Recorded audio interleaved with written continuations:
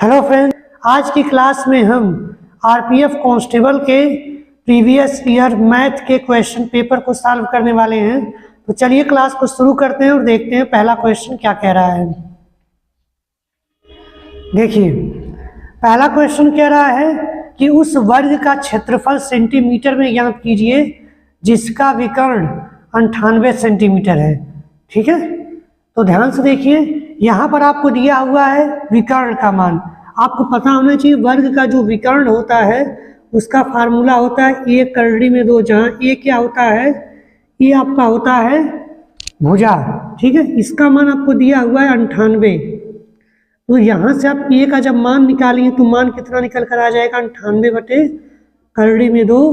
और ऊपर भी आपको पता है कि यहाँ पे 2 ऑलरेडी है, तो यहाँ पे आप 2 गुणे क्या लिख सकते हैं, 2 चौको 8 और 2 9 18 49। तो ठीक है, तो यहाँ से करड़ी में 2 से जब यहाँ कट करेंगे तो फाइनली आपको क्या मिलेगा, 49, और यहाँ करड़ी में 2। यह तो भुजा का मान आ गया, यानी कि वर्ग की भुजा का जो मान आ गया है वह इतना सेंटीमीटर आ चुका है। ठीक है, लेकिन अब आपसे क्या पूछा जा रहा है, उस वर्ग का क्षेत्रफल ज्ञात करके बताइए। तो वर्ग का क्षेत्रफल का ही फार्मूला होता है ए स्क्वायर। ए स्क्वायर का मतलब इसका हमको क्या करना पड़ेगा, 2 बार गुणा करना पड़ेगा। जब इसका स्क्वायर करेंगे तो आपको क्या मिलेगा, देखिए, अगर आपको ट्रिक नहीं पता है स्क्वायर करने का तो आप हमारे चैनल पर जाकर वहाँ से देख सकते हैं, हमने स्क्वायर का ट्रिक बताया हुआ है। ठीक है, तो यहाँ से देखिए 49 का आप कैसे स्क्वायर निकाल सकते हैं, 9 9 81 आ गया 8, फिर 9 चौको 36 और 36 गुना 72, और 72 में जब 8 जोड़ेंगे तो कितना आ जाएगा, 80, और 8 कैरी आ गया तो 4 का स्क्वायर करिए, 4 चौको 16, और 16 में 8 जोड़ दीजिए, कितना हो जाएगा, 16 8 24, और बगल में इसके मल्टीप्लाई में 2 है, इसका गुणा कर लीजिए तो कितना हो जाएगा, 2 1 कम 2 0, और 2 चौको 8 2 दूना 4, यानी कि इतना सेंटीमीटर स्क्वायर आपका क्या हो जाएगा, वर्ग का क्षेत्रफल आ जाएगा। ठीक है, देखिए नेक्स्ट क्वेश्चन कह रहा है 17,200 रुपये पर 10% प्रति वर्ष की चक्रवृद्धि ब्याज की दर पर 2 वर्ष चक्रवृद्धि ब्याज पर 2 वर्ष के बाद राशि क्या होगी, यह आपको ज्ञात करके बताना है। देखिए, सवाल के हिसाब से चक्रवृद्धि ब्याज निकालते समय या चक्रवृद्धि मिश्र धन निकालते समय जो मूलधन होता है उसको P से दिखाते हैं, और मूलधन यहाँ पर सवाल में कितना दिया हुआ है, 17,200 रुपये। ठीक है, रेट आपको दिया हुआ है प्रतिशत में 10%, और समय आपको दिया हुआ है 2 वर्ष। ठीक है, यहाँ पर आपसे चक्रवृद्धि ब्याज नहीं बल्कि पूछा जा रहा है मिश्र धन कितना होगा, क्योंकि ये सवाल में आपसे कहा है कि 2 साल बाद टोटल राशि कितनी हो जाएगी। तो इसका मतलब है कि यहाँ से आपको क्या निकालना है, मिश्र धन निकालना है। तो चक्रवृद्धि मिश्र धन निकालने का फार्मूला होता है ए बराबर P into 1 + R/100 to the power T। आप चाहें तो इस फार्मूले पर रख कर कैलकुलेट कर लेंगे तो भी आपका आसानी से आ जाएगा, लेकिन हम आपसे एक ट्रिक्स डिस्कस करना चाहेंगे यहाँ पर। देखिए, यहाँ से 10% का अगर आप फ्रैक्शन वैल्यू में कन्वर्ट करेंगे तो ये कितना मिलेगा आपको, 10/100 करेंगे तो यहाँ से आपको मिलेगा 1/10। इसका अर्थ यह है कि 1 साल में कोई भी जो अमाउंट है, कोई भी जो मूलधन है वह 10 रुपये है, जो 1 साल में कितना हो जा रहा है, 11 रुपये हो जा रहा है। कहने का अर्थ इसका यही है। अब 2 साल बाद वो कितना हो जाएगा, तो जब 2 साल की बात की जाती है तो यहाँ पर इसका क्या कर दीजिए, स्क्वायर कर दीजिए, यानी कि यहाँ से आपका क्या हो जाएगा, 100 रुपये मूलधन का जो आपका अमाउंट टोटल निकल कर आएगा, यानी मिश्र धन निकल कर आएगा, वो कितना आएगा, 121 रुपये आएगा। जबकि आपको पता है कि असली जो मूलधन है वो 17,200 है। तो इसका मतलब यहाँ से 1 यूनिट की वैल्यू आपकी कितनी आ जाएगी, यहाँ से ध्यान से देखिए, कहने का अर्थ क्या है, यहाँ पर 100 दिया है जबकि असली मान इसका कितना है, 17,200 है। तो 100 से जब मूलधन में डिवाइड करेंगे तो वहाँ से 1 यूनिट की वैल्यू आपकी कितनी निकल के आ जाएगी, 172 रुपये आ जाएगी। ठीक है, कितनी आ जाएगी, 172 रुपये। और आपसे 121 यूनिट की वैल्यू पूछी जा रही है, तो आपको यहाँ पे क्या करना है, सीधे सीधे 172 में 121 से गुणा कर देना है। तो 121 से गुणा करने का ट्रिक तो नहीं होती, लेकिन 11 का गुणा करने का ट्रिक होता है। तो आप इसको 2 बार ऐसे तोड़ लीजिए और यहाँ से ट्रिक देखिए क्या होता है। पहले आप केवल एक 11 का गुणा करिए तो देखेंगे क्या हो जाएगा। इसमें पहले 2 लिखते हैं, फिर इसको जोड़ते चले जाते हैं। तो 7 तो कितना हो जाएगा 9, फिर 7 1 8 और लास्ट में इसको 1 उतार लेंगे। 1 11 का काम खत्म हो चुका है। दूसरे 11 का जब आप करेंगे तो उसके लिए ट्रिक देखिए क्या कहता है। पहले किनारे वाले अंक को लिख लीजिए 2, फिर जोड़ते चले जाइए और कैरी आ रही है उसको आगे ट्रांसफर करिए। 9 2 11 1 कैरी 1 आ गई, इसको आगे भेज दीजिए। 9 8 17 17 1 18 हो जाएगा। फिर एक कैरी आई उसको आगे भेजिए तो 8 1 9 और यहाँ पर कितना हो जाएगा 10। फिर एक कैरी आई तो एक जो बचा है इसमें जोड़कर लिख दीजिए, यानी कि आपका 2 साल बाद के जो बाद मिश्र धन बनेगा वो कितना बनेगा 20,812 रुपये बनेगा। ठीक है, देखिए नेक्स्ट क्वेश्चन कह रहा है एक दुकानदार ने 420 रुपये में एक वस्तु खरीदी और उसे 336 रुपये में बेच दिया, तो दुकानदार की हानि प्रतिशत ज्ञात कीजिए। देखिए खरीदा गया मूल्य यानी कि कॉस्ट प्राइस की बात की जा रही है, यहाँ पर कितने रुपए हैं 420 रुपये हैं। ठीक है, और इस दुकानदार ने इसे फिर बेचा कितने में है 336 रुपये में बेचा है।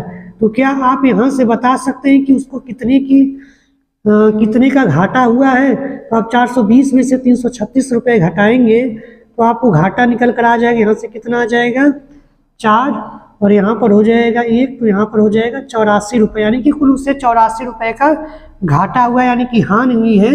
इसी को आपको प्रतिशत में बदल कर बताना है। तो हानि प्रतिशत का जो फार्मूला होता है वह होता है, ऊपर हम हानि को रखते हैं, नीचे हम रखते हैं क्रय मूल्य यानी सीपी को रखते हैं 420 और इसको क्या करते हैं 100 से गुणा कर देते हैं सिंपली। उसके बाद कैलकुलेट करके हमारा आंसर आ जाता है। तो देखिए यहाँ से इस 0 को गायब करेंगे और हमको पता है कि 42 गुना 84 होता है। तो यहाँ से आपका टोटल हानि प्रतिशत कितना निकल कर आएगा 20%। ठीक है, इसे चाहे तो आप रेशियो मेथड से भी लगा सकते हैं। ध्यान दीजिए कैसे, आप क्या करिए सेलिंग प्राइस और कॉस्ट प्राइस का रेशियो ले लीजिए। जब आप यहाँ से रेशियो लेंगे तो इसको काट लीजिए जो भी संख्या से कट रही है। तो यहाँ से देखिए किससे कट सकता है 6 3 9 3 12 और यहाँ पे 4 से दोनों कट सकता है। तो आप बारी बारी से इसको छोटा करते जाइए या फिर मुझे लगता है कि 21 से भी आपका कट जाएगा यार। तो 21 से ही काट लीजिए पहले। तो यहाँ 21 दूना 42 हो जाएगा। जब यहाँ से काटेंगे 21 से तो 21 से कम 21 होगा। तो 21 जब करेंगे तो यहाँ पे कितना बन जाएगा आपका 1 2 और यहाँ पर यानी कि 126 आपका बचेगा और 126 बचेगा। तो 21 में जब आप 6 का गुणा करते हैं तो 126 आ जाता है। ठीक है, तो इस तरह से 20/16 रेशियो अभी भी ये कट रहा है तो इसको और छोटा कर लीजिए। तो इसको 4 से काट लेंगे तो आपका जो रेशियो आ जाता है वो 5 संबंधे 4 आ जाता है। यानी कि कहने का मतलब है कि जो 5 की वस्तु थी उसे कितनी में बेची जा रही है 4 में बेची जा रही है। तो कितने का घाटा हो रहा है 1 रुपये का घाटा हो रहा है। तो फिर से वही काम आपको करना पड़ेगा, यानी कि आपका यहाँ से रेशियो कितना आ जाएगा 1 का घाटा हो रहा है कितने पर हो रहा है 5 रुपये पर हो रहा है। इसको आप क्या करिए 100 से मल्टीप्लाई कर लीजिए तो यहाँ से भी कट के आपका 20% आ जाएगा। ठीक है, बात आपकी वही है, जो भी आप लगाना चाहेंगे उसको लगा सकते हैं। ठीक है, देखिए नेक्स्ट क्वेश्चन कह रहा है कि 102 सेंटीमीटर भुजा वाले एक समबाहु त्रिभुज का क्षेत्रफल सेंटीमीटर स्क्वायर में ज्ञात कीजिए। देखिए समबाहु त्रिभुज का जो क्षेत्रफल निकालने का फार्मूला होता है वह होता है करनी में 3/4 भुजा का स्क्वायर। ठीक है, क्या होता है करनी में 3/4 भुजा का स्क्वायर। इसी फार्मूले पर आप रख दीजिए, आपकी वैल्यू निकल के आ जाएगी। भुजा का मान दिया हुआ है 102 का स्क्वायर, यानी कि हम कितनी बार 2 लिखेंगे 102 लिखेंगे 2 बार। फिर यहाँ से आप क्या करिए 102 जो है 4 से पूरा नहीं कटेगा तो आप इसको 2 × 2 मानकर दोनों को काटेंगे। ठीक है, तो यहाँ पर जब आप काटेंगे तो कितना हो जाएगा 5 51 और यहाँ पर भी कितना हो जाएगा 51, यानी कि फाइनल आंसर आपका कितना होगा 51 × 51 और √3 आपका क्या होगा बीच में बचा रह जाएगा। तो 51 का जब आप मल्टीप्लाई करेंगे तो कितना आएगा, आप स्क्वायर का डायरेक्ट फार्मूला लगा सकते हैं। यहाँ कितना हो जाएगा 1, फिर 5 × 1 = 5 दूना 10 0, फिर आ जाएगा एक तो 25, एक 26, 01 करड़ी में 3 सेंटीमीटर स्क्वायर, यही क्या हो जाएगा आपका राइट आंसर हो जाएगा। ठीक है, देखिए नेक्स्ट क्वेश्चन कह रहा है एक निश्चित राशि को, देखिए नेक्स्ट क्वेश्चन कह रहा है कि एक निश्चित राशि को 6 संबंध 5 के अनुपात में 2 भागों में विभाजित किया जाता है। यदि पहला भाग 264 रुपए है तो कुल राशि का मान बताइए। देखिए पहले दोनों भागों का जो रेशियो दिया हुआ है आपको दिया 6 संबंध 5, जबकि पहले भाग का मान दिया है 264, यानी कि इस सवाल के हिसाब से 6 की यूनिट आपको दिया हुआ है 264, यानी 6 यूनिट की वैल्यू दिया है 264, और यहाँ से जब आप टोटल करेंगे तो टोटल कितना यूनिट आपका आएगा 11 यूनिट, यानी कि आप पहले यहाँ से 1 यूनिट की वैल्यू निकाल लीजिए, उसके बाद 11 में मल्टीप्लाई कर दीजिए, आपका आंसर आ जाएगा। तो देखिए 6 से कितना गुना हो रहा है, तो यहाँ से 6 से भाग करेंगे तो 6 चौको 24 और यहाँ हो जाएगा 2, यानी कि 44 गुना हो रहा है। इसका मतलब आप यहाँ पर भी क्या करिए 44 गुना बढ़ा दीजिए, तो जो आपका आएगा वही क्या हो जाएगा आंसर हो जाएगा। तो 11 से गुणा करने का ट्रिक आपको पता होना चाहिए। लास्ट में 4 लिखेंगे, फिर 4 का 4 में जोड़ देंगे तो कितना हो जाएगा 8, फिर लास्ट में इस 4 को उतार लेंगे तो कितना हो जाएगा 484 आपका आंसर हो जाएगा। ठीक है, नेक्स्ट क्वेश्चन देखिए, नेक्स्ट क्वेश्चन कह रहा है कि 57 मीटर पर सेकेंड की गति से चलने वाली एक ट्रेन एक सिग्नल को 12 सेकेंड में पार कर लेती है, तो ट्रेन की लंबाई ज्ञात कीजिए। देखिए जब भी कोई भी ट्रेन किसी चलते हुए इंसान या रुके हुए इंसान या फिर किसी पेड़ को हो गया या किसी सिग्नल को हो गया अगर पार करती है, तो उस समय जो उसके द्वारा चली गई दूरी होती है उसके खुद की लंबाई के बराबर होती है। इसका मतलब अगर हम ट्रेन की लंबाई मान लेते हैं कि ट्रेन की लंबाई अगर x मीटर है तो उस ट्रेन द्वारा चली गई दूरी भी क्या होगी x मीटर ही होगी। तो आपको पता है कि यहाँ पर आपको चाल उसकी स्पीड दिया हुआ है 57 मीटर पर सेकेंड।